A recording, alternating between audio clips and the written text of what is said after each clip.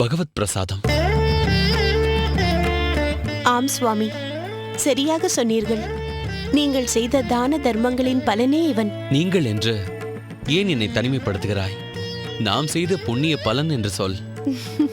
ஆச்சாரம் என்பதில் மன தூய்மை மிகவும் முக்கியம் என்பதை நான் உனக்கு உணர்த்திய மறுகணத்திலிருந்து உன்னில் ஏற்பட்ட மனமாற்றம், எனக்கு மறுப்பு சொல்லாத உனது குணம்.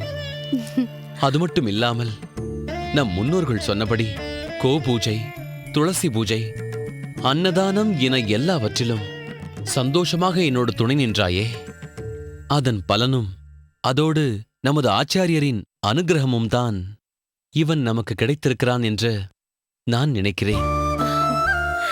எல்லாம் அந்த ஆதிகேசவன் திருவருள்.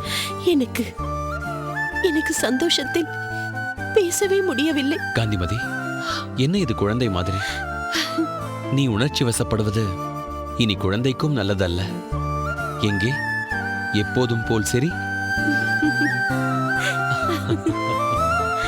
இப்போதுதான் நீ என் காந்திமதி.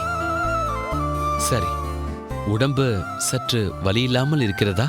பொறுத்துக்கொள்ளும் வலியோடு இவனை பெற்றெடுக்க மகாலட்சுமி போல் வந்தாளே அந்த மகராசி.